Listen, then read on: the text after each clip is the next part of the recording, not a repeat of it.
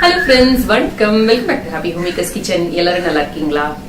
இன்னைக்கு நம்ம வீட்லயே எப்படி இந்த டூட்டி ஃப்ரூட்டி பிஸ்கெட் செய்யறதுன்னு பார்க்க போறோம். வாங்க. ஒரு மிக்சிங் பவுல் எடுத்துக்கோங்க. அதுல ஒரு கப் அளவுக்கு பனங்கல்கண்ட பவுடர் பண்ணி எடுத்துக்கோங்க. இல்ல சுகர் கூட நீங்க பவுடர் பண்ணி எடுத்துக்கலாம். அது கூட ஒரு கப் அளவுக்கு நெய் எடுத்துக்கோங்க. இல்ல உருக்குன வெண்ணெய் கூட எடுத்துக்கலாம். ஒரு சிட்டிகை அளவுக்கு உப்பு போட்டு நல்லா மிக்ஸ் பண்ணி கொடுங்க. அந்த கலரே நல்லா ஃபேட் ஆயிடும். அந்த அளவுக்கு மிக்ஸ் பண்ணிட்டு அது கூட 2 கப் அளவுக்கு கோதுமை மாவு சேர்த்து நல்லா கலந்து கொடுங்க.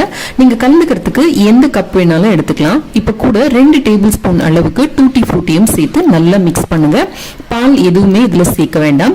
உங்களுக்கு விருப்பமா இருந்ததுன்னா இதுல வனிலா எக்ஸ்ட்ராக்டோ இல்ல பைனாப்பிள் எசன்ஸோ 1/4 டீஸ்பூன் அளவுக்கு நீங்க சேர்த்து பிசைஞ்சுக்கலாம்.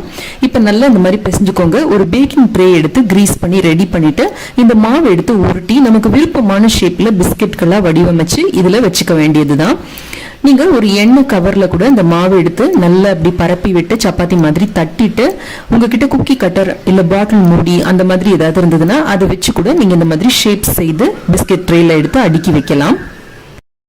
இந்த மாதிரி சின்ன டப்பா மூடி எடுத்துக்கிட்டீங்கன்னா அதை வச்சு ரவுண்டாவும் பண்ணிக்கலாம். அதுல பாதி பண்ணீங்கன்னா நிலா ஷேப்லயும் வரும்.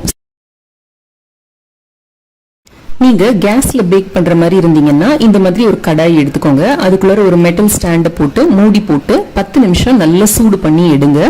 அதுக்கப்புறமா ஒரு பிஸ்கெட் ட்ரேல இந்த பிஸ்கெட்டை அடுக்கி உள்ள வச்சு மூடிட்டு 12 இருந்து 15 நிமிஷம் வச்சு எடுத்தோம்னா நம்மளோட பிஸ்கெட்ஸ் ரெடி ஆயிடும். ஒரு டூத் பிக்ல குத்தி பார்த்தோம் அப்படின்னா அது கிளீனா வந்ததுன்னா நம்மளோட பிஸ்கெட்ஸ் ரெடியா இருக்கு அப்படின்னு அர்த்தம். நீங்க அவன்ல பண்ற மாதிரி இருந்தீங்கன்னா 160 டிகிரி சென்டிகிரேட்க்கு அவனை ப்ரீ ஹீட் பண்ணிக்கோங்க.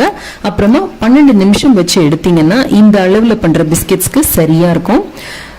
அவனுக்கு ஏற்றபடியும் உங்களோட பிஸ்கெட்ஸோட திக்னஸ்க்கு ஏற்றபடியும் இந்த டைம் மாறுபடும். ஸோ அட்ஜஸ்ட் பண்ணிக்கோங்க.